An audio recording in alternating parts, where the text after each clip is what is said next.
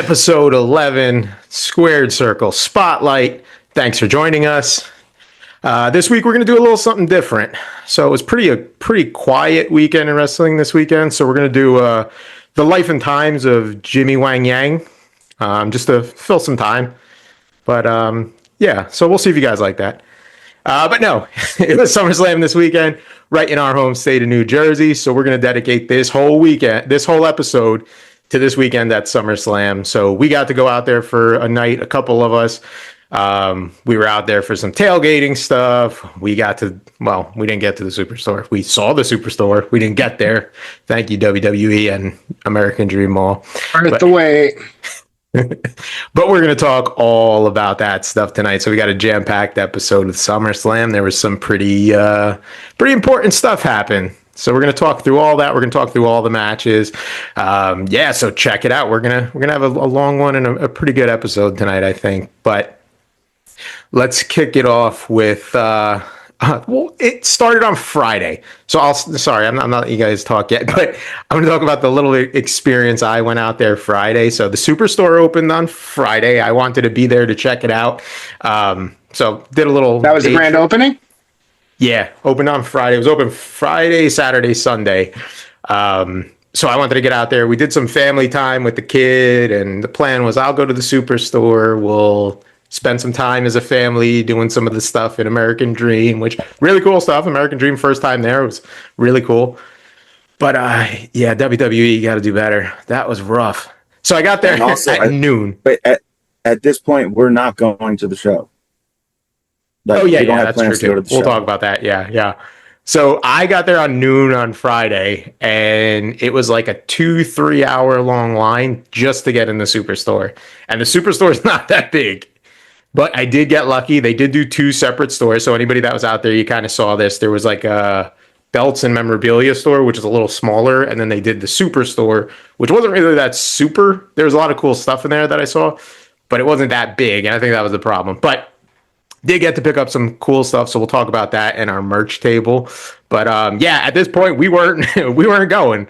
But last minute, I found some tickets. Kind of dug into some ticket sites and found some good tickets. We sat floor side, so Charlie and I got to go Saturday night. So we'll talk about Saturday night, but I'll let Charlie kind of talk about the seat experience. The seat. Oh, so we're going to go to the seat experience. We're going to skip. Go for it. Okay.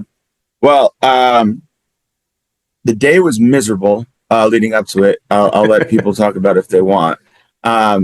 We walked probably about 2 miles. Me and Joe had to go in and out of the mall numerous times. You and Joe, just you and Joe, right? No. Hold on. Jeremy was our Sherpa. No, that's what I said. Jeremy somehow. Ouch! Man, it's a compliment. That's a good thing. Okay. Let the big boys talk. Jeremy somehow manages to figure his way out through the entire complex, shows us where we need to go, finds us the tailgate party.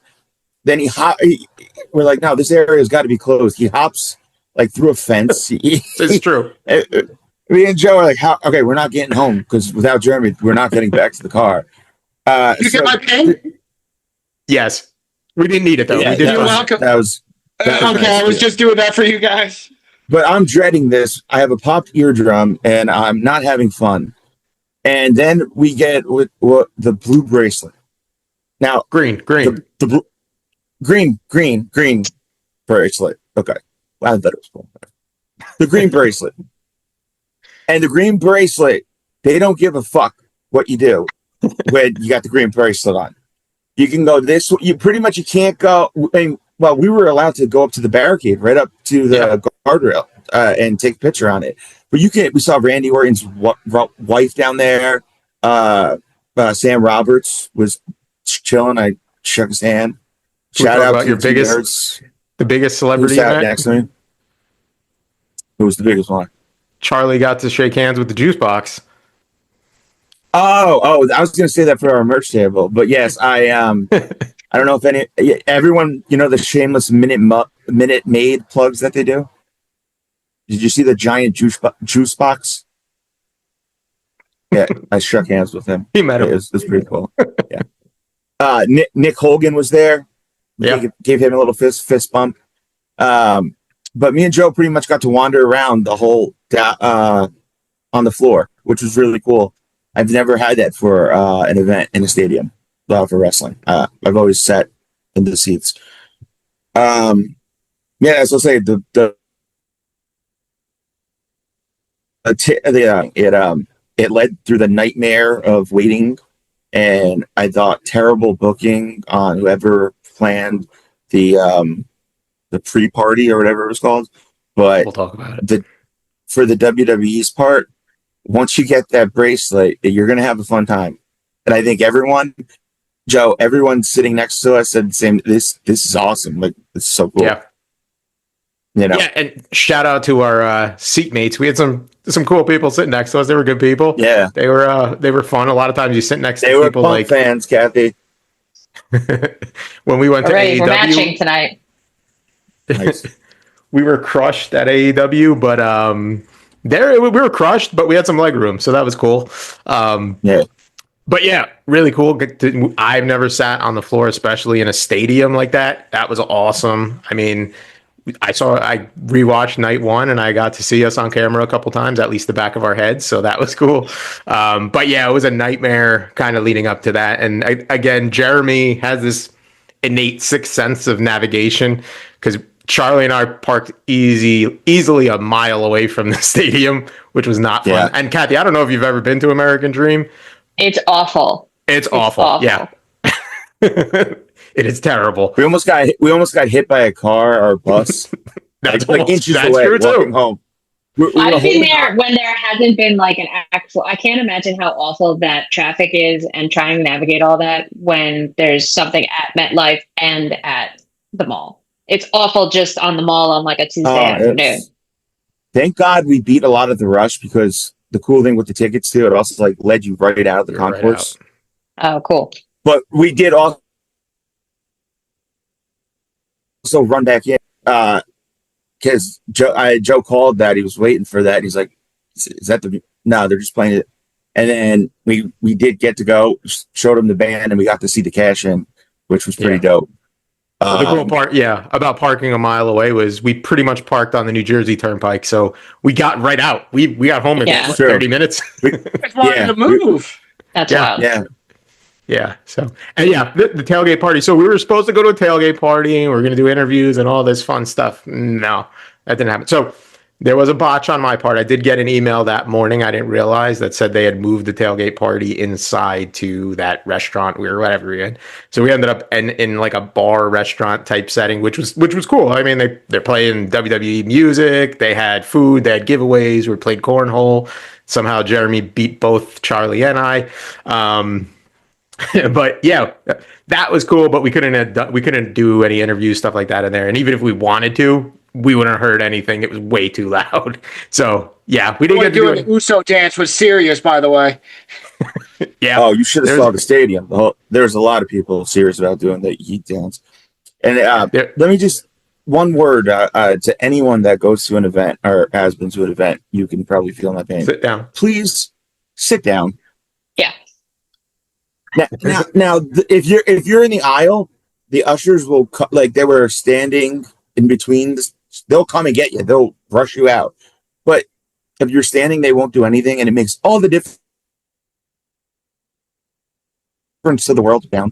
Like me and Joe could have been dicks and stood up, but we would have blocked like how many people? Because we had the front row of that section, and this one or two dudes were just standing up.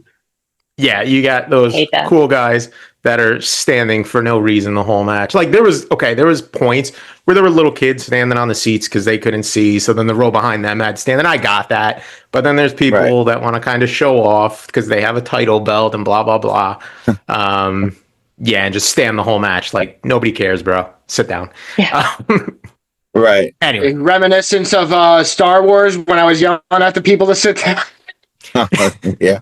It's funny because Charlie and I talked about this multiple times, how much you have hated it and how insufferable you would have been because of people standing. Oh my! I would have been saying something.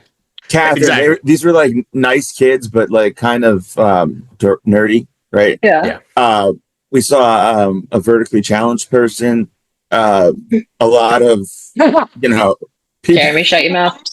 Jeremy would have just ripped like Joe. Like we couldn't. He wouldn't have stopped. He wouldn't have stopped. No, yeah. Oh, it was a good omen that I did not come. We'd have to break out the trank gun. There. The police might have got him. There was an unusual amount of. I would have got someone. State police there. It made it uncomfortable. Yeah, I think Joe found out the reason. There were a couple of weird moments there with there was about 20 state troopers like right next to us, but I think that was because I sent you the picture. But there was the entire Giants starting defensive line was directly diagonal of us, so I think that's when they came in. That's when the state troopers came out. So I think everything was good. There's nobody of merit to really say they're good. First of all, we have one of the top defensive linemen in football, Dexter Lawrence, and Abdul Carter we just drafted. Yeah, we're going to be awesome. But I'll wait to see you guys actually be competitive in the NFC East. Dude, you're a Cowboys fan. Exactly. What happened to Micah Parsons? They suck. Oh, that's just negotiations, and I could care less. This guy's been a Cowboys fan since back to Little Giants. Okay, he's the real deal. Jeremy, remember that when you make the stipulation later. Okay. Thanks for standing up for me for a change, Charlie. That's on the line here. I can start the one. I got the one in the checkbox now. Charlie was actually nice to me and on my side. Check. Still a lot more on the other side, my friend. Oh, stop it. Don't forget, he told you. He said, "Don't talk when the big boys are talking." He said that in the beginning. Remember that. It's off to a bad start. I meant big boys because Jeremy's in such great shape. That's all I meant. All right, let's save the brown nosing for later. Keep the compliments rolling, boy. No, in all seriousness, though, I will give WWE a hell of a hand. That was one of the coolest experiences I've been to, and I've been to the Super Bowl 1.5 times because like the halftime we went. I've been to Stanley Cup games. I've been to WrestleMania 20. This was probably the coolest event I've been to. I've been to UFC, everything. And this was, besides the Super Bowl, this is right up there with the coolest event I've been to. Yeah, that John Jones title win was great. Do you think if you went both nights, you would have felt the same? Or would it have been like it was a one-time thing and you were done? You were good? Honestly, Kathy, I think I was good. I think I would have got a little tired out at it. Yeah. I think I agree, Charlie. No, I think Joe, I want to get your thoughts on that. I think one night's good. I don't think you need to do 2 nights. This whole 2-night thing, I'm not a fan of the 2-night thing, and I can't imagine doing 2 nights of it in a row and like having it be worth it.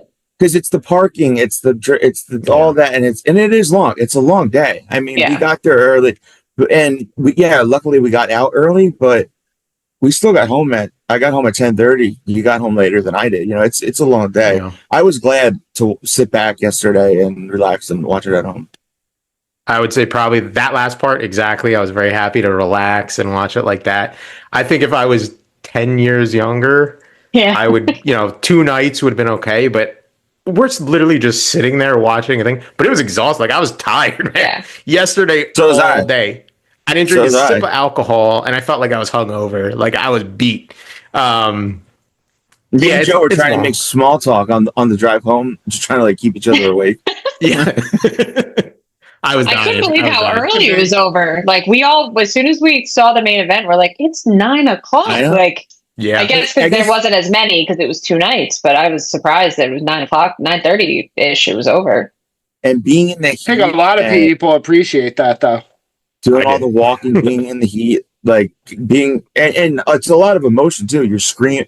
Joe, I don't know about you, but I lost my voice for most of yesterday, just from yelling and screaming and having fun. But I would definitely either keep it one day. With better matches, because there's some matches that I didn't think needed to be on this. I think they could have cherry picked and had it. I think they're kind of milking it with the 2-day format. Yeah. I'm a fan of the allotted time where it's not a marathon like AEW events are like 9 hours. But also, I think you can got rid of some matches or some matches we didn't need to see. And you could have had an amazing event. Joe, imagine if we got to see Cody and Cena. Yeah. Imagine if we got to see this steel cage match. Imagine how much more the tickets would have been, though. That's right. The point. Yeah, and then you see the business side of it, where they're so good and they're so deep, they can do that. They can sell out arenas 2 days in a row, and they announced that they're going to start doing it for, I think Survivor Series again and SummerSlam. Wow. Yeah. I will say though, there's no shot they're changing it back to one night, just because the amount of people there were there. When you go to that on Saturday, Jeremy, you were there for this too. When we saw the line for the Superstore in the mall was about 6 hours. Not exactly around the mall. That's crazy. About 6 hours. They wrapped around the mall on the second floor. It's insane. People waiting in line to spend money. Right. Like to spend money. I got bull rush to get places. Like at WrestleMania, they do the museum and stuff. Like that would be really cool. Like I would understand a line for something like that. This is literally just to go drop. Probably if you're waiting in that line, there's no way you're not spending less than a couple $100. Like the money's hand over fist. Absolutely. You're going to justify it by saying, "Oh well, we've waited for 3 hours, 5 hours. We're here. Might as well get it." Exactly. You're guaranteed to get at least something. Yeah, business wise, I mean, they must have made. We couldn't even guess. We couldn't even guess how much. Yeah, and anybody that if you can doubts the popularity of wrestling in 2025 should have been there. I don't think it's been bigger than ever. It was insane. I agree. Yeah, I agree with you. I thought when we went to AEW, we had a hot crowd, and I was like, "Hey, this is pretty cool." But this was 50,000 rabid fans who were singing, who knew every storyline, they were really into it. The wrestling is alive and well. The state of wrestling. So let's jump into it. Let's talk about some actual wrestling now. SummerSlam, New Jersey, first two nights SummerSlam. And I will say, just real quickly, I don't know your guys' opinion, but this to me might have been the best SummerSlam of all time. I think SummerSlam's close to my heart. That's probably always my favorite. Like Royal Rumble and SummerSlam are kind of right there. I think SummerSlam's always more for the fans than like WrestleMania is. But this might have been top two to me. I know there's a lot of criticisms out there, and we'll talk about some stuff, but I think there's maybe one more that's up there. Maybe the one in like 2002 with Brock and Rock and Triple H and Shawn Michaels. Like that might be right up there with it. But this was a really, really good show, in my opinion. We'll see what you guys think, but we'll jump into it match by match. So we'll start with night one, and we're going to start it big. We're going to start with CM Punk and Gunther. So I'm going to open it up for discussion, but I have opinions. I was a little uncomfortable watching it for some parts, but we'll open it up there.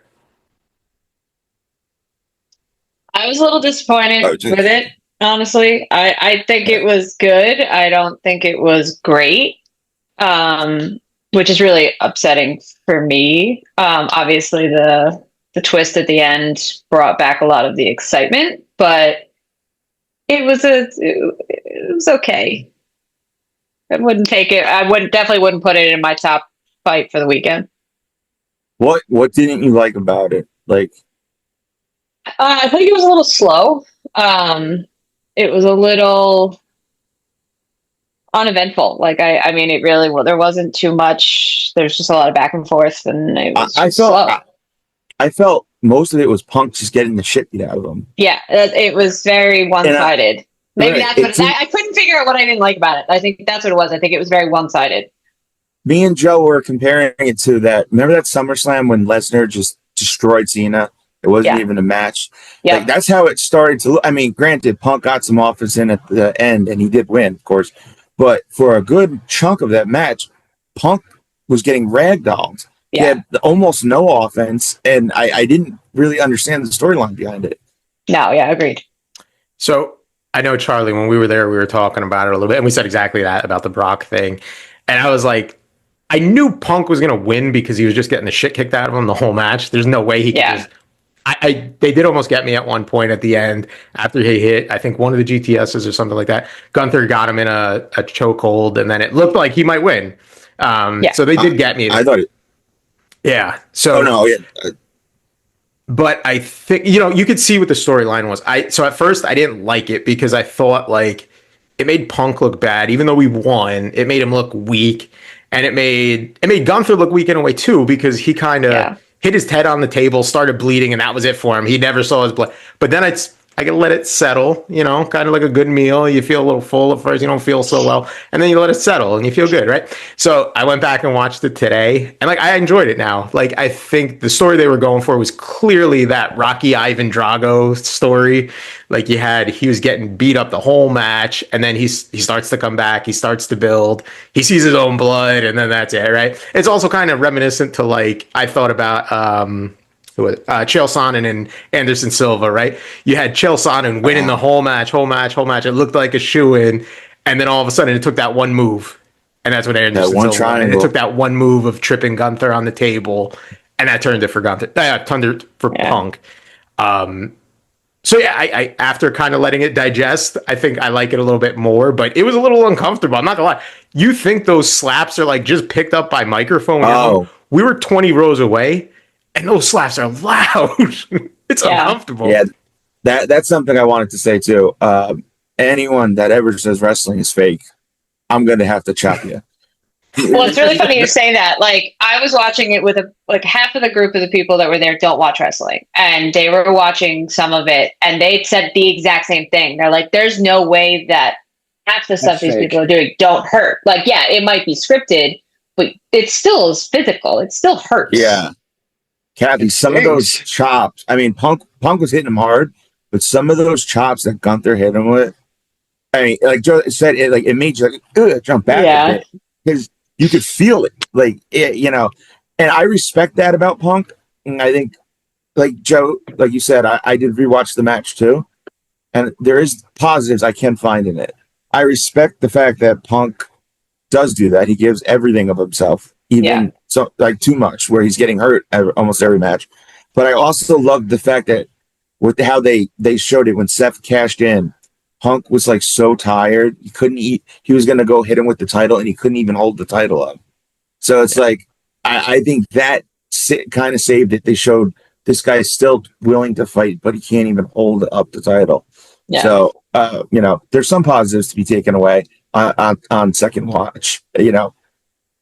And one of the things too with the chops we were talking about, like you heard Gunther's chops, but if you watch it, I don't know if you saw it when we were there, Charlie, but Punk slapped Gunther so hard, Gunther started bleeding from his chest, which is wild. I got to see that. Yeah, he was bleeding from his chest, which Punk was going just as hard. So again, he was.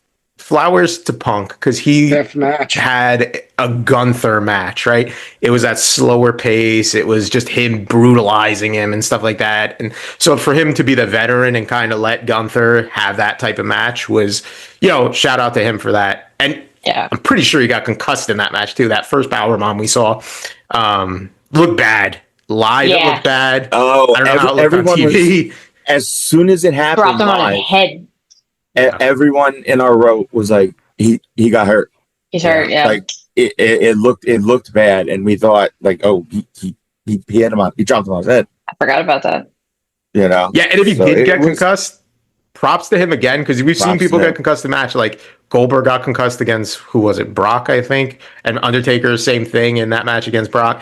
Like these guys were concussed, and it looked kind of sloppy, but Punk kept going. I mean, he looked maybe like he was a little bit off. I don't know, but. Yeah, shout out to him. He really worked through that match, especially if he did get knocked out there. That looked rough. Yeah, that's why you got to love Punk, because even when he just gets the shit kicked out of him, he still lays his heart out on the line, and that's the guy that we know and love, Yep. Yeah. And now we'll talk about the thing we haven't talked about yet with this match, the cash-in. So we watched it live, and it went in like Punk, it looked like a feel good moment. I thought maybe they're just going to end it on. I was so happy. The whole time I'm sitting there, I'm like, they haven't done the fireworks yet. Good yet. Point. And then that was it. The music hit, and Catherine, there it came. They were filming our reaction, like they had a guy right in front of our people, and I was like holding up the Punk shirt. I was like, yeah, I was like, yeah. I was so happy. I was like, all right, we decided, like, you ready to go? All right. And then we hear the music, and I start to get less happy. Yeah. And then we run back, and I see him starting beating him up with the briefcase. And I start to get a lot less happy. And then I realize there's no happy. Joe's happy.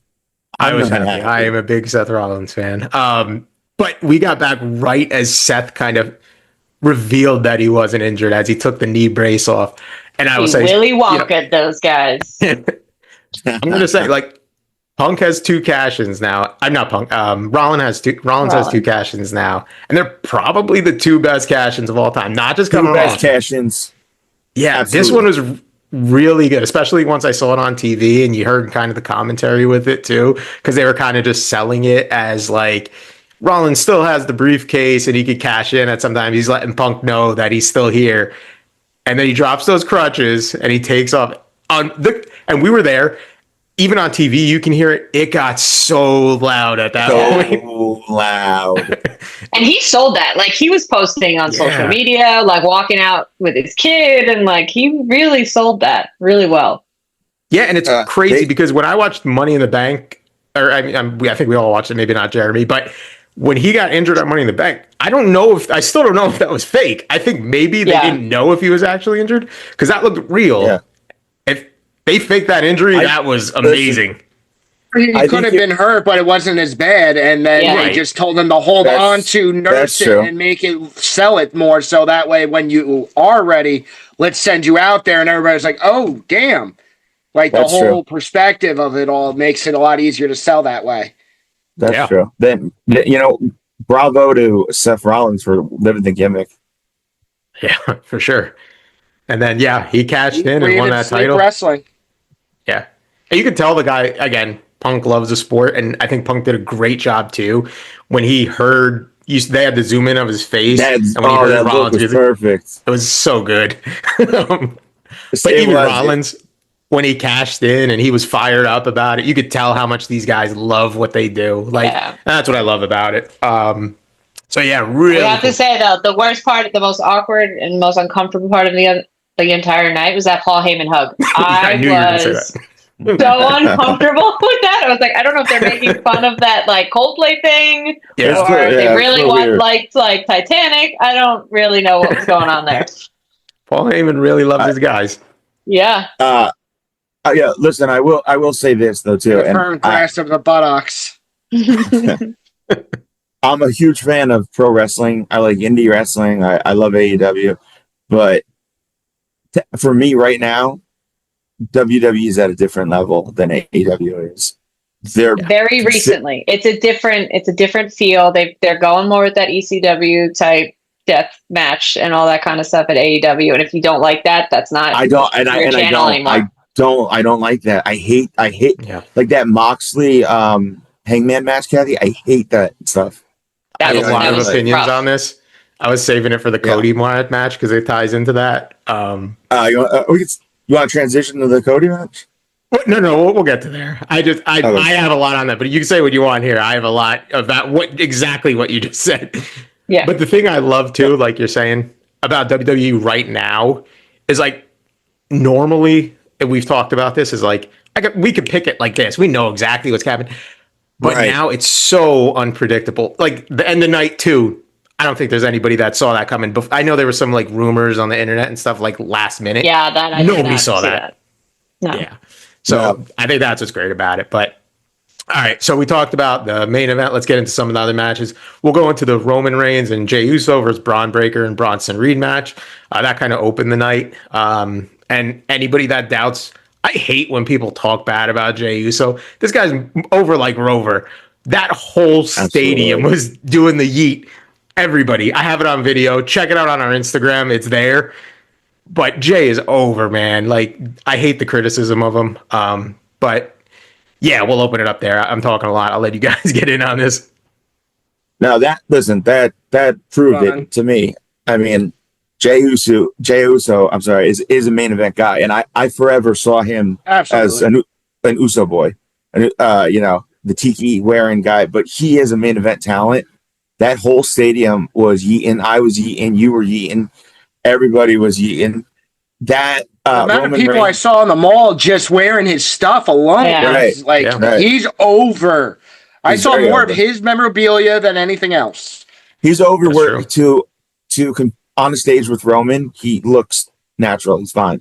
It doesn't look like Roman's the big brother anymore. That's a great opening match. To me, that match was fun. It was a fun match. They had the funny spot where Braun Breaker put his straps back and they had to crisscross him off to do the spear. It was a fun match. The crowd got into it with the yeet in and cheering, and I think that was the one of the only feel good moments of the night. But I think it was a great way to start it off. Yeah, and then, you had the moments in there too. I think they threw Bronson and Braun out of the ring, and Jay and Roman were on kind of in the ring, and this was maybe a couple minutes into the match. And then Jay does a thing, and they start playing his music again. And right. It's run it back. Yeah, that was cool. And there's some cool spots in there too. I think there was the one moment Jay was diving to tag Roman, and Bronson and Braun were out of the ring. And this is amazing timing on their point, just to get a little more technical. But Braun dives in the ring, catches Jay, takes him down exactly as Bronson pulls Roman off the. That was an amazing timing. I mean, maybe I just noticed that, but that was awesome. I mean, even the ending too. Yeah, good. No, I did notice that the work rate was awesome as well. And I was just gonna say that's one of the things that I love about wrestling, because if you go back and look at it, I mean, there's guys in our 30s, 40s. There was guys in their 60s. Yeah. There's guys with their kids. There's black guys, white guys, Hispanic guys, everybody next to each other, and we were all yeeting, high-fiving each other. Yeah. And that's one of those cool things about wrestling. It brings everybody together. Everybody's having a good time, and you can just have some fun for a couple hours. Would you say the yeet is similar to Daniel Bryan's yes? Yeah, absolutely. Absolutely. Yeah. That's exactly what I'm getting out of this. Say it's just so over. Everybody wants to do it. Right. But everybody that's the next yes. Everybody knew Daniel Bryan, what they wanted him to be, the fans. They knew he was the best wrestler in the world. We didn't know that with Jey Uso. Yeah. You know what I mean? I think that's the difference. And I think that ending was cool too, because again, we're talking a lot about Jey here, but you could feel they wanted to give Jey that moment. You saw Roman, Roman pushed Jey out of the way and took the spear from Braun, and then Jey goes in and gets the win. So that was cool to see, kind of still giving him his props, because I think if you watched Unreal, maybe we'll do a deep dive on Unreal next week. But if you watch that, there were doubts getting close to WrestleMania about Jey, about could he be that guy. Right. So, it was cool to see him get that moment. So that was the first match tonight. We will jump into another one. We're going to go a little out of order here. We'll go to another tag team match. So we got Randy Orton and Jelly Roll versus Drew McIntyre and Logan Paul. I know Charlie and I were sitting there. We didn't have high expectations. Get that was almost going to be you? Kind of a bathroom break match, but I'm going to say I was impressed. They turned me. So I have to say, we watched it.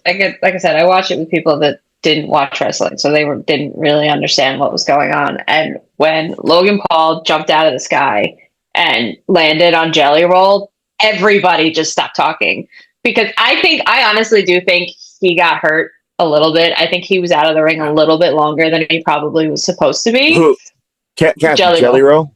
Jelly Roll, yeah. As soon as that happened, people were saying he broke a rib. Broke a rib. I think you can tell from the view. I don't know if you went back and watched that match. I'm pretty sure he got the wind knocked out of him, because he was covered. They covered him really well. And it definitely felt like he was out of it a lot longer than he should have been. He had a couple he did put some work in. He did have a couple moves. And that was always the discussion of everybody hates Logan Paul as a person, but he can wrestle and he can help people like Jelly Roll really sell a story like that. And that unfortunately is pretty good for him. Listen, I wasn't. Oh, go ahead, Jeremy. Is Jelly Roll on Ozempic? He lost 200 pounds or something like that, he said. I don't know how, but he lost 200. He probably has a personal chef and a personal trainer. He started that a couple of years ago. He started like taking it real serious, and that's what I'll give him credit, because you see. I didn't realize how thin he got. Yeah, he got really thin. You see guys get blown up after 5 minutes today, and this guy is his first time doing it. But back to Logan Paul for a second. I hate him even more now because he's so damn good. Good, I know. He got so high when he splashed those bottles of Prime, and I'm like, I hate him. I hate him because he reminds me of 97 HBK, and that's my dude. That's who I want it to be. Yeah. Stop it, you sandy-looking motherfucker. Stop it. I felt like McIntyre was just there. Like, he didn't have any purpose whatsoever. And Randy Orton had a couple moments, but that was the only thing anybody will remember from that match was that frog jump. Absolutely. Yeah, and we were close. And we saw, I can't believe how high Logan Paul got. He was flying. And you're right. I think Jelly Roll got hurt. This kid's is why not everyone's a wrestler. Because he got, he took a frog splash from about 20 feet in the air. That hurts. And no matter how much clapping you can do, that still hurts. Yeah. He can pull up as much as he wants. That's still somebody landed on you. Yeah. That's 225 pounds probably. Easily. Yeah. I mean, he's one hell of an athlete. And Jelly Roll, I give him credit for gritting it through, but that's what he did. He gritted it through. Logan Paul, that's the athleticism. I mean, this guy, I could see him being a world champion. That's why, for sure, if somewhere in cyberspace, Sandy, you're listening, that was a compliment, not a diss.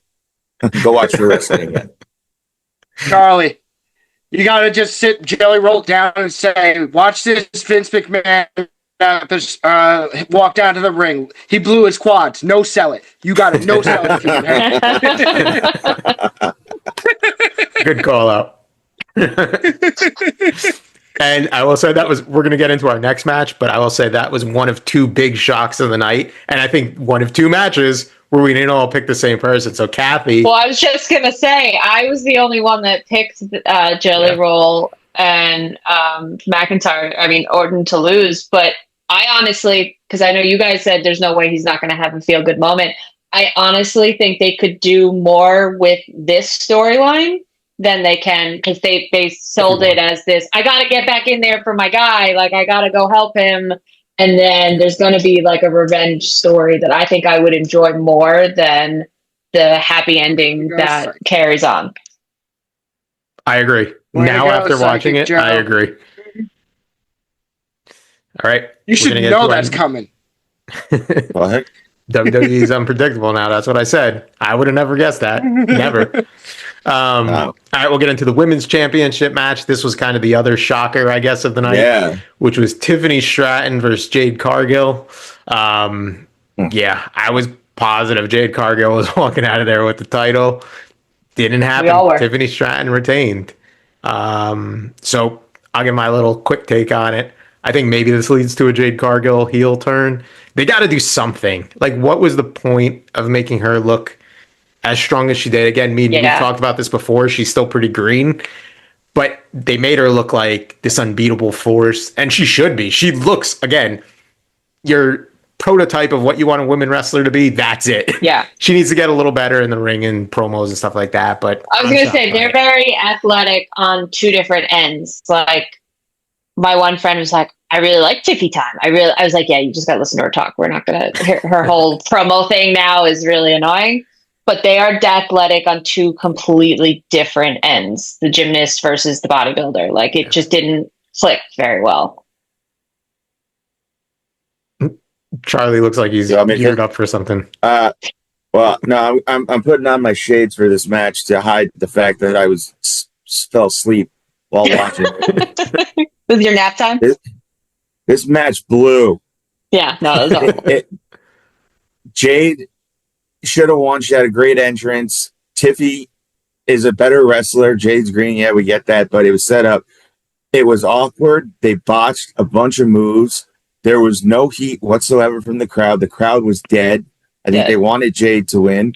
This match was a stinker. Yeah. People are over Tiffy Time now that she's a face now, isn't she? I don't. It's a good question. I don't really know what she is. Like whatever she has changed into, like they really liked her as a heel. Everybody I've spoken to liked her more as a heel, and now that she's changed her character, everybody's over it. Yeah, agreed. She was not getting the big reaction. Yeah, but I think they made the right move, right? I don't think Jade could have held that title and carried it. She's not ready for a world title. No. Yeah. So they got to keep pushing it. Yep. Tiffany Stratton retains, so we'll see where that goes next. And then we have the women's tag team championship match. So Raquel Rodriguez and Roxanne Perez versus Charlotte Flair and Alexa Bliss. I think we all had the same thing on this too. Charlotte Flair and Alexa Bliss. But this was one. Mm-hmm. This was fun one. A little bit better. They actually had me, I think the moment when Alexa Bliss knocked out Charlotte. I thought Roxanne and Raquel could have won there. I thought that they might have gone a different direction. But this was a little more fun. I thought this match was, better and the right team won. Yeah. I like that whole thing they're doing with this like unlikely friendship, whatever thing, but they wrestle well together. Yeah. All right. Let me the shades for this one. I apologize. Charlotte Flair is not attractive. I owe everyone an apology when I defended. Is this your Drew Barrymore revelation? No, but I was compared to the other women in the ring. I don't know what the hell I was thinking. But no, it was a fun match. I like her and I like Bliss together right now. It's fun for them. They're not doing anything else. I think Charlotte's happy doing this, and at this point, they want to keep her happy. So they try to sell it a little too hard because, like, that whole thing where they just like randomly choke each other, or they randomly it's weird. It's uncomfortable. I don't get it, but I guess I get it. I don't know. At one point, Charlotte Flair grabbed Alexa Bliss by the neck, and I was like, "All right, yeah, that's interesting." I think that's how she probably is in real life, honestly. Yeah. That's very true. I will say, though, this is a cool example of how stories really build everything, right? Because, like, you go back a few months to WrestleMania and everybody hated Charlotte, right? With that whole thing with Tiffany. And now she's over again. Everybody loves her. And it's complete reversal. Yeah. So, like, putting the right person in the right story really makes that. And again, I'll go back to Unreal again. I don't want to talk too much because I think we'll probably cover this, but watching her on Unreal, you kind of got to see a little more of a like vulnerable side of Charlotte, which I thought was cool because you don't see that on regular WWE TV. You got to see her as a person a bit. She even talked about with CM Punk about shit in her pants, so there was that too. But I think she peed her pants. I thought Peter Pan. He shit his pants. She peed her pants. Yeah. Oh yeah, I know. All the guys admit that they shit their pants. Yeah. But I mean, again, I digress. Really cool to see that side too. So to see her as a human and not just that Flair protege. Jeremy shit his pants going to work once. We got to bring that story up. Also puked on the way home from jiu-jitsu once. That's right. Oh, you remember that? Yes. Remember that? Because you know why? I train hard. He wouldn't tap. He wouldn't tap. So I kept on choking him. I don't want to bring up sore spots between you guys, so I'll just leave it at that. Wait, didn't I try to break your finger? I am stubborn. Yes, I'm stubborn. What do you want? I tried breaking his finger, and he wouldn't tap. Jeremy, all right, real quick. Jeremy almost went to sleep before you let Charlie tap him out. Yeah. He would not let him. It just wouldn't. I was like, Jeremy, it's practice. Just tap. Yeah. Never die. All right, let's go into our last match of the night. Sami Zayn versus Karrion Kross. This was another one, and we were talking about this a little beforehand, but Karrion Kross loses. Sami Zayn gets the win.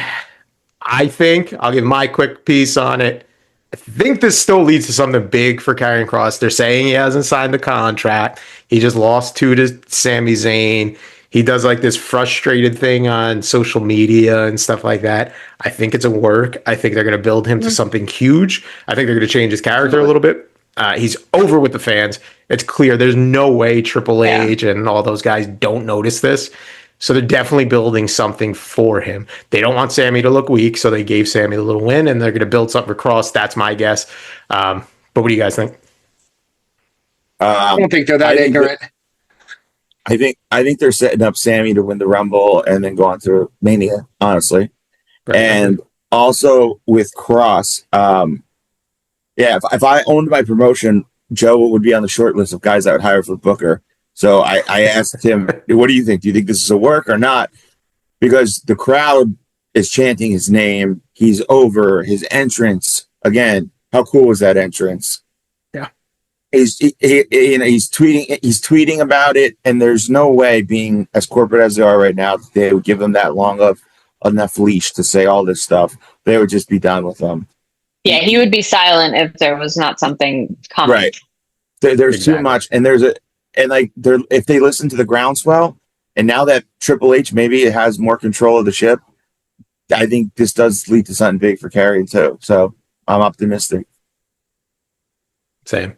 And there was one moment in the match, just a crowd reaction here, when Scarlett was giving Sammy the pipe to hit Karrion Kross. I don't think people understood it because the kid next to me was screaming, "She's for the streets." She thought she was kind of trying to align with Sami Zayn when really it was just trying to make him turn heel and kind of side with Karrion. I think they were thinking Scarlett was trying to get with Sammy. That was not the case for anybody that might have been confused. What? Who thought that?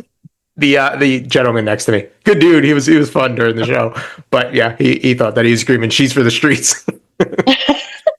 She's from the streets. All right. Before we get into night 2, we're gonna do a quick merch table with some merch from this weekend. So Charlie, go ahead, take it away. All right.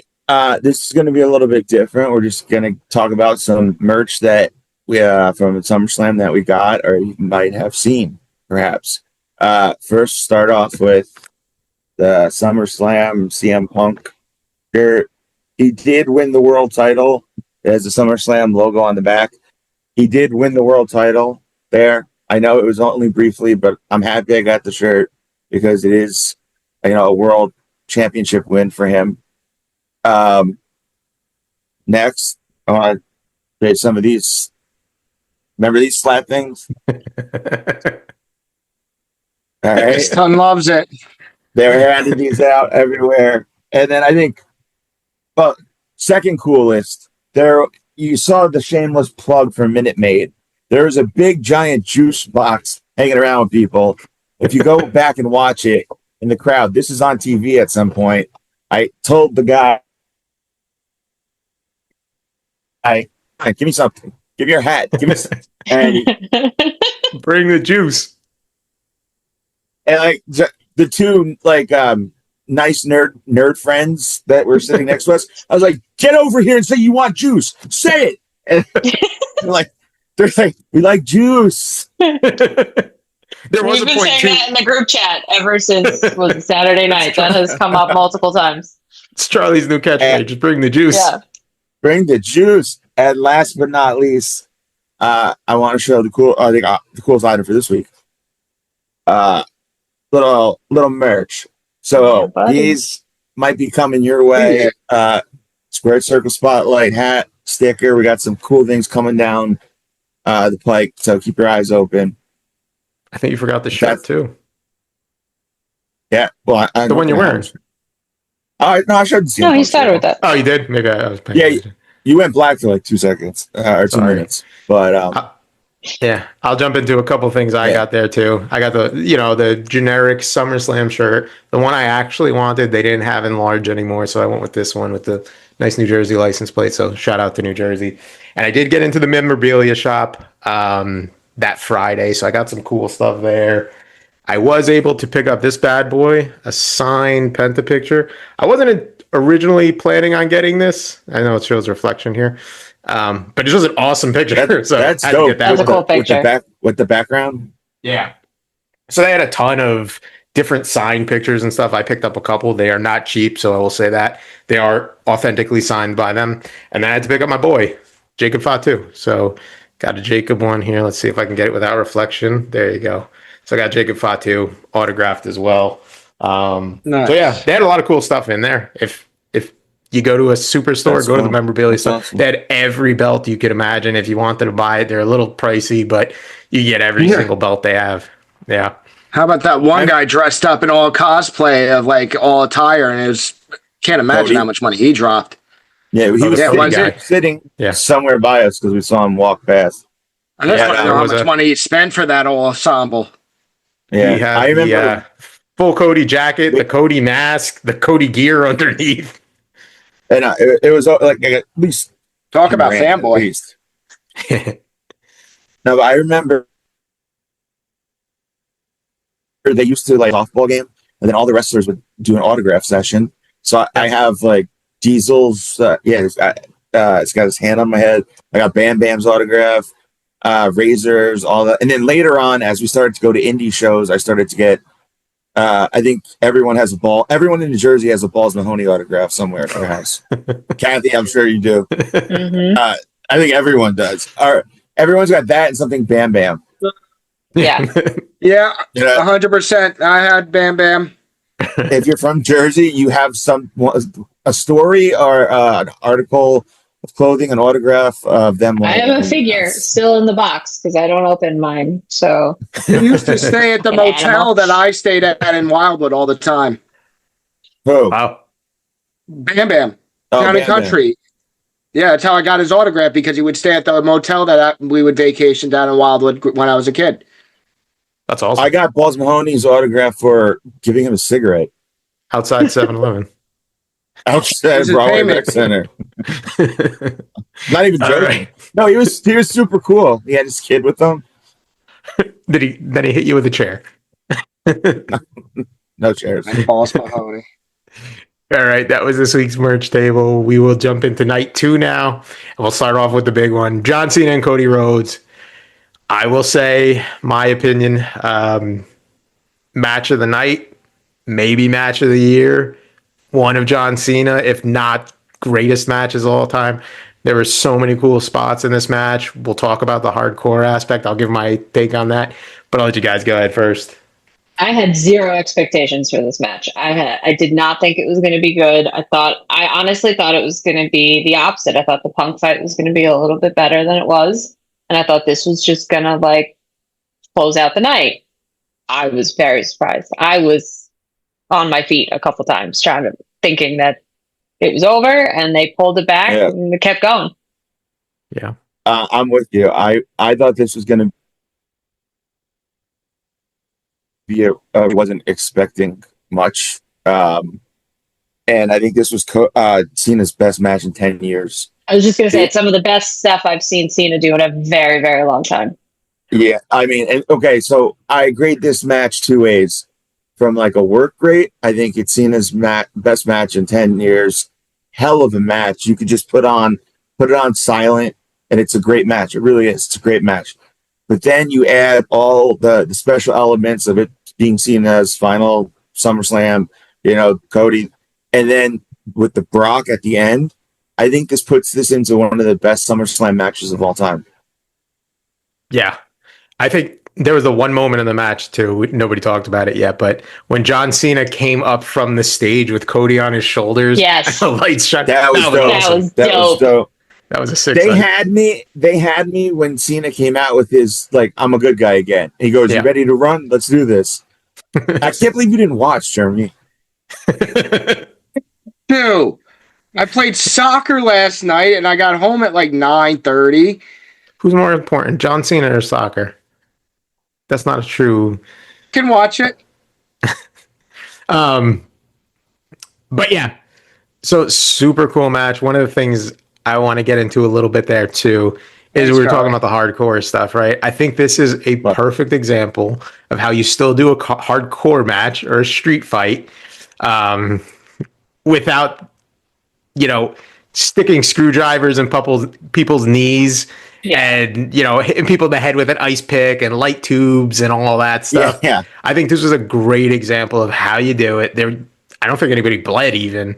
I mean, it was really good, really clean. And again, that's not a knock on AEW. I like it's creative. I mean, it's a criticism for AEW, but this is kind of how you do it. I think it's too much with that other stuff. This was a perfect example of that. I completely agree. This is how the big boys do it. Sorry, AEW. When you start using hypodermic needles in your match, it's disgusting. It turns me off. I don't want to see people go through glass. I don't want to see people on thumbtacks. I don't like it. I want to be there for a story. GCW is for at this point. Yeah, I hate that type of wrestling. I do not like deathmatch wrestling.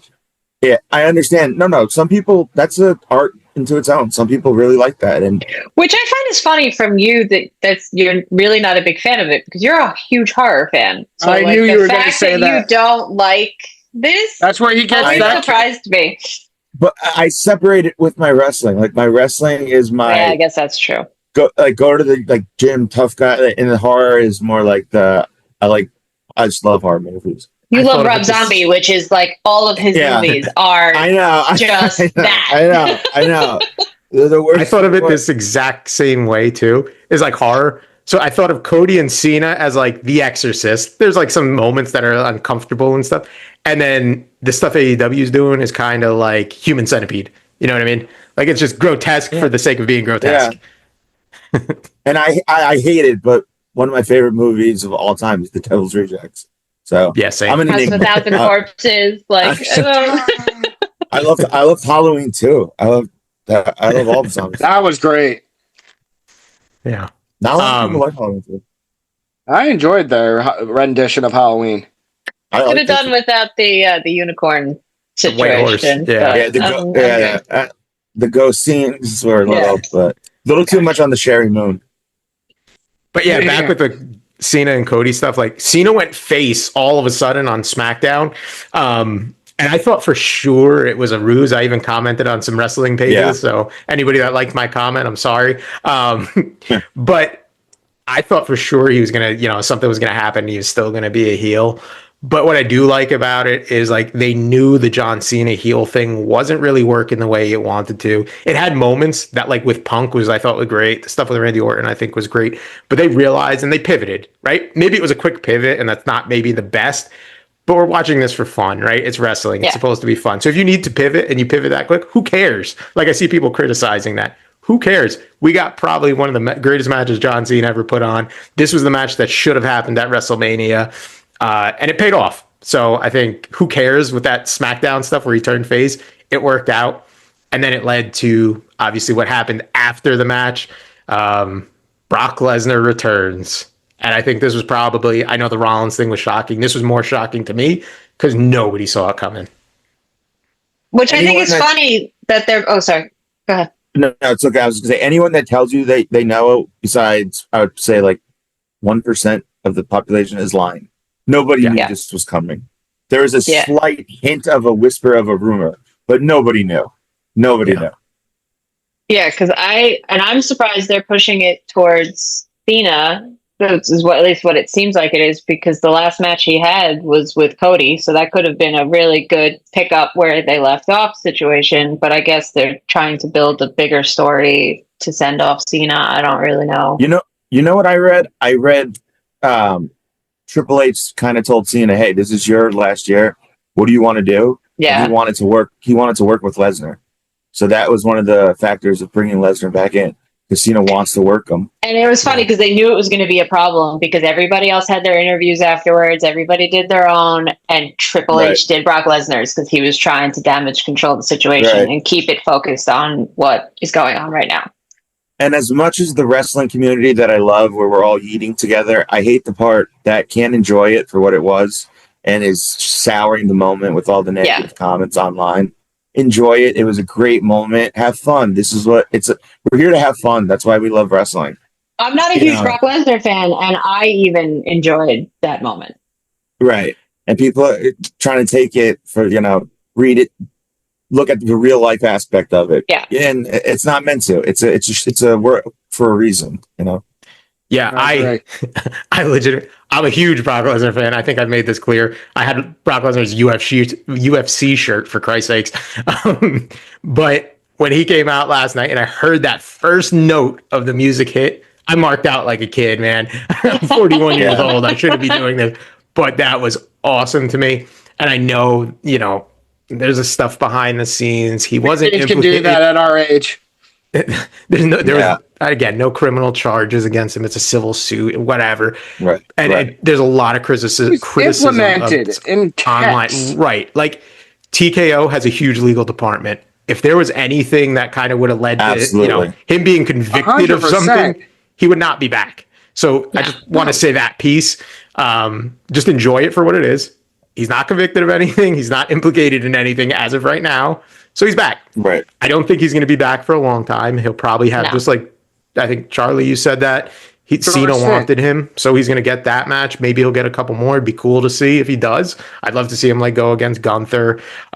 Maybe get another Randy match, kind of like stuff like that. Be really cool. I don't think he's going to be around for long, but it doesn't matter. Like it doesn't matter what anybody really thinks because he brings in money. You're going to watch. Yeah. Yes. Yep. Brock is Absolutely. there. You're love him or hate him. You're going to watch. Exactly. Listen, and go ahead. I'm bums in seats. I popped like a little kid too. Kate just fell asleep, and I was like, when his music hit, I was like, oh, I was like, Joe's freaking out right now.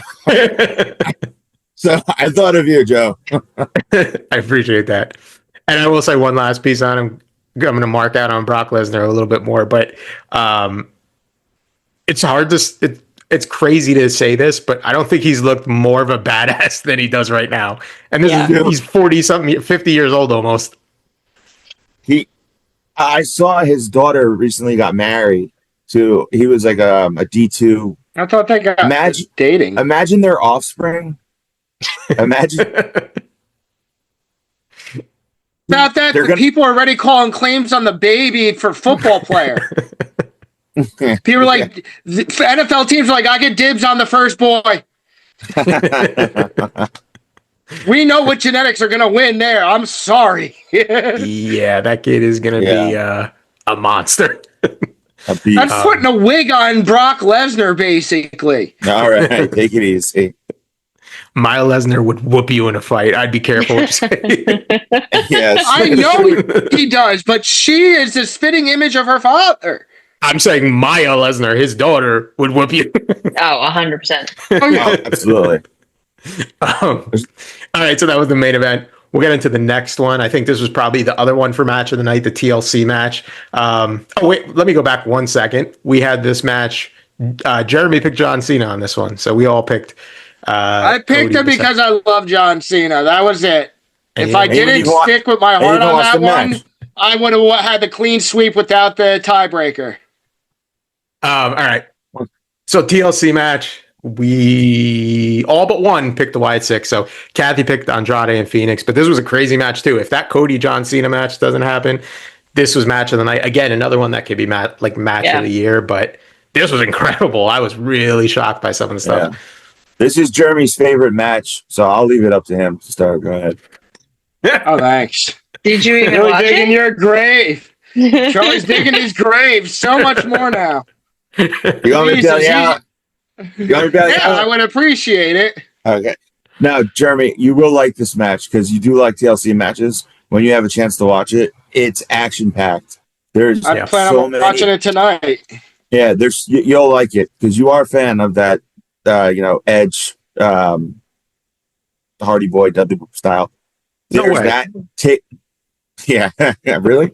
Taken up to the next level. It's nonstop spots. It's action packed. It was a phenomenal match. And like I knew the Wyatt Six, but they made me. I thought they could have lost at times. I could have seen them losing, but it was overall it was a great match. I will highly recommend you watch it. You'll like it. Yeah, and I think there's a couple to watch it tonight. Breaks them off tomorrow. So yeah, bails you out. A couple people I'll call out in this match. Nathan Frazier from Axiom. I think every time I saw him, he was taking some monstrosity of a bump. Yeah. And then also, who was it? Angelo Dawkins took the Spanish fly from Rey Fenix outside the ring through tables. And Angelo Dawkins is probably like 270 pounds. So he took that. Are they breaking up the Street Profits? They've said that for years, and it hasn't happened. I don't know. We'll see. It's a good question. But I mean, they've had the same gimmick for a long time, so I mean, eventually it's got to do something. They had that argument where he just like walked away. I think one of them is the Shawn Michaels and one of them is the Marty Jannetty, and everyone kind of sees. Yeah. Montez Ford, I think we talked about this on another episode, but Montez Ford is clearly a star. Whenever he wants to break up that tag team, he's a main event guy. I think he probably feels like, if you ever, one of the best wrestling books I ever read was Bret Hart. And he talks about him wanting to break away from Jim the Anvil Neidhart.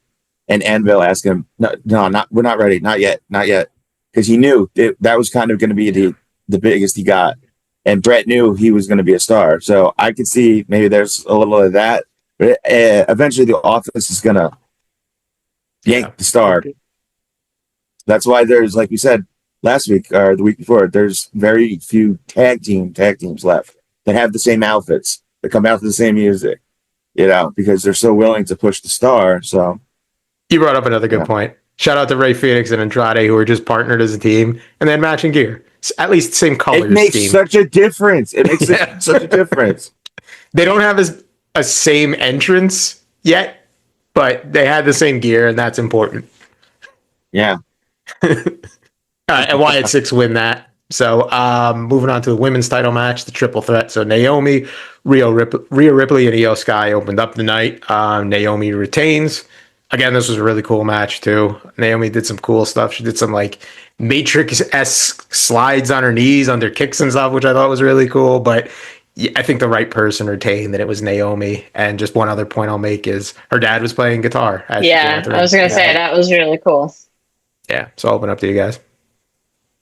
I don't know if you know this, Kathy, or not, but is he a famous musician? Or he's one of those he's famous, has played with a lot of famous people, but unless you're really, really into it, you don't know who he is. Type. So he's probably like a session player, like he plays on albums. Yeah, but he's played with Hendrix. He's played with a bunch of other people. Like he has a really good resume. You just have no idea who he is. Yeah, because I was really impressed. That guy could shred. Yeah.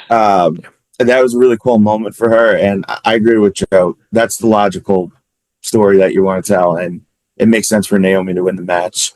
I didn't love it. I didn't hate it. It was okay. I thought her coming out with her dad with the guitar was the coolest part. It's interesting with Rhea. Yeah, I was. Go ahead, yeah, I was gonna say I was surprised it was the opening of the night because of who was in it. I thought it should have been at least second or third. I guess you try to open it with as much as you can, but Rhea is on fire, and I just felt like this didn't really do much for her. Yeah, this is what I was gonna say. True. It's interesting to see who Rhea is when she's not champion. What are her storylines? Where does she go? Because the live thing is over. She's not champion. Yeah. Right. So what is Rhea without that? So it'll be interesting to see going forward. And like you said, we'll obviously get into it in the Unreal or Uncut, whatever it's called. That's the whole first episode is her. Yeah. How hard they're pushing her, why they're pushing her, and where is she going? I think she's got a lot of self-confidence. Not to play Shrink, but from watching the Unreal, did you see how many times Triple H had to say, you got this, don't get in your own head? Yeah. But we'll talk so about I think a lot more of that. A lot of her life. All right, and for that one, we all had Naomi. So we'll move on to the next one, the Intercontinental Championship. Dominic Mysterio versus AJ Styles. And this pretty much just felt like I heard somebody else say it, so I'm going to steal it. A love letter to Eddie Guerrero. It was Eddie Guerrero all over it. So, and the commentators the whole time were like, oh, look, they did that. He did that. Eddie did this. Eddie did that. They just said his name every chance that they could. We had it on mute for a second because we were talking to somebody. And I was like, oh, that's Eddie Guerrero's gear that he's wearing. I didn't even need the announcers to say it. It was so iconic, Eddie, and just the whole match was great. Yeah, I don't know who said it, but that is the perfect phrase. A love letter, Eddie Guerrero, who's one of the best wrestlers of all time, top 10 for me. Yeah, we were split. We were down the middle on this one. Yeah, we were 2-2. So yeah, I think Jeremy and I had Dom. You guys had AJ. But yeah, just cool spots in there. we talked about this again. Maybe WWE hears us. I think Charlie, you talked about the taking the boot off, unlacing the boot. They did that in the match. Then you had that fake chair shot moment, which AJ kind of played back and put the chair on his own head, so that was cool. And then AJ came out with a lowrider with his son, which was a cool moment. Maybe we'll see AJ's son in the ring sometime. But yeah, truly just a love letter to Eddie, and Dom gets the win. I think that probably made the most sense anyway. I don't know where he goes next. Probably. The issue I had with it is I feel like AJ came out fucking hard in the beginning of the match, and then it just kind of just dwindled out after that. He threw him on the ground, like he hurt him in that first move, and I was like, okay, this is gonna be good. And then it just dissipated after that. It would be really cool to see in my eyes. To get a huge feud between Dom and Jey Uso. It's possible. Jey Uso's not in the title picture right now. What about Jimmy Uso? Big Jim. Jimmy too, but you got to start out a little bit more and then work it in there. Yeah. That'd be a tough one for fans. That's it. I feel bad for Jim. I feel bad for Jimmy. That's all. Well, that would yeah, that'd be cool. I think that would tear fans in half a little bit. Who's choosing Jay? Who's choosing Dom? So that'd be a good one. I got to tell you, Dom's over like heck. Yeah. We weren't there for his match, but everyone, when they play promos, when Dom would come on, they would all cheer. Dom's over. And he's going to be challenging for the AAA title too. He's going to have, I guarantee you, he's winning that belt, and he's going to be walking around with two belts, the AAA and the Intercontinental title. He's going to be at another level at that point. It's going to be crazy. Yeah. The only reason I can't fully love him is because I don't know if his shit with CM Punk is real or not. Because he was like, I doubt it. Punk had the comment, well, then bravo on them. It's funny.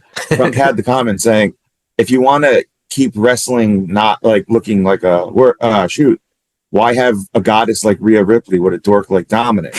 And Dominic responded with, no, here's how you make it look really fake. Go out and fight in the UFC and get your ass kicked twice, and then come back and tell everyone you're such a badass. So bravo to them if they could talk that much level of shit and be cool with each other. I think it's a work. They're both kind of trolls, so I think yeah. And I think because he's second generation, I think he gets it. CM Punk's probably known them since he was a kid, so bravo to them. Get shots at each other left and right just to piss each other off. Yeah, it's like us, Jeremy. Exactly. All right, and then we got preface this. These were probably the two worst matches of the whole card, which makes me sad. So we had the United States Championship, which was Solo Sikoa versus Jacob Fatu. Jacob loses. I think we all had Jacob on this. I led you wrong on my Samoan oracleism. But it just, I don't know. That ending was not good. Solo kind of it ended, and I didn't realize it ended. Like right. I wasn't really paying attention for a second, and then I went, "Wait, hold on, it's over," and then that was it. Charlie's got his glasses on. I'll let him go before I say my piece. All right, shade. Here's the shade. I get to give my comment to Jeremy for not really knowing what's going on, but just waiting in the line, going, "What is it? Cool now to be Samoan?" Because everyone was. And that made me pop more than like almost everything else. I guess they were everyone that was somewhat Mexican or anything. They were definitely trying to act Samoan. They were trying to be Samoan. Yeah. A lot of Ulafalas, a lot of fake tattoos. Yeah. Oh. But yeah, like I love Jacob. He's my favorite wrestler right now, but I just want him to move on from this. I wanted him to win it and be done with this. Now this is going to drag on, and like, where does it go from here? I don't know. Yeah, everybody got involved. It was a whole big thing. And it's gonna go to what? Could they stretch it out to War Games? I hope not. Maybe. Yeah. Could be. But what else do you do? I hate that because you're keeping Jacob back. Exactly. That's my point. It's like Jacob, we know he's over. Like, give him that push to something else. this just feels flat right now because it's just continuing and dragging on. It's like when I said a long time ago, like DOA versus Los Boricuas. You saw it every week. It was the same thing. It's starting to feel like that. And then we'll go into the other one, the Women's Intercontinental Championship. We had Becky Lynch versus Lyra Valkyria. Charlie had Lyra, and the rest of us had Becky, so Charlie got that one wrong. But yeah, this was there were good moments. I will give Lyra credit because she wrestled half that match with her hand zip tied, and she did some great. She did a moonsault with her hand zip tied and stuff. But then there was a point where like her hands came out and she had to put them back in the zip ties. Yeah. And then when she was supposed to get out, she couldn't break it. So, and then the Bailey stuff. I'm going to stop. I'll let you guys go because I could say a lot. Listen. I think the crowd was kind of dead. I don't think. I thought Lyra was over more than she really had all. I mean, Becky still has star power, but it's not Becky from old. It was just I've seen this match. I've seen this match a dozen times. I don't need to see it again. And the stuff with Becky, I didn't care for. I think this is the worst match of the whole pay-per-view. Yeah, and everybody knew Bailey. Like, that wasn't this big surprise. Like, anybody that follows even a little bit knew that was coming. And so I don't think it went over as well as they had hoped it would. And it just kind of just meshed in with the rest of the match. It wasn't this big pop that I think they wanted. I think that's the part that ruined it too. Is like you don't know what side Bailey's on, and that's what didn't make it clear, right? She kind of beat up Becky and then maybe didn't accidentally hit Lyra. Maybe we'll find that out. I don't know. Raw's on now. We don't even know. But it's a cheap finish. It's a low blow finish. It's a knock the wreck out finish. Yeah. I don't like it. I think everybody involved in that is way more talented than that story should be. And it just kind of I was disappointed. Yeah. Becky wins. Agreed. Again, there were some cool spots, but wasn't great. And we'll see where that goes. Maybe Lyra turns heel. Now that Bailey hit her, we maybe see Lyra turn heel and get a little more vicious. Who knows? But we'll see. Maybe it happened already on Raw. I don't know. And that was all of SummerSlam. There was a lot. That's why we made this whole episode to it. And we will end with our stipulation. So I will go into it real quick. Charlie came in last. But night one belonged to Kathy. She won the most on that one. I won the most on night two, but neither one of us won. There was a three-way tie for first between Jeremy, Kathy, and myself, and it came down to our tiebreaker. Jeremy would have won with the 6,000 he already said, but he won. It was the tiebreaker was total attendance for night two. I think it ended up around 60,000. Jeremy had picked 53,000. I had 80, and 63. Kathy had 85. So Jeremy is our winner for the second stipulation in a row. The guy that doesn't even watch somehow won two in a row. I forgot to account for the setup of the stage and all those seats that get lost. As soon as you said that, I was like, fuck. Yeah, exactly. You lost about a quarter of the stadium with that stage. Yeah. So I think, what'd you say, Jeremy, last week? The attendance is the max attendance is 90,000. So you lost quite a bit there, even with people sitting on the field. So and they did have we noticed third right away, basically.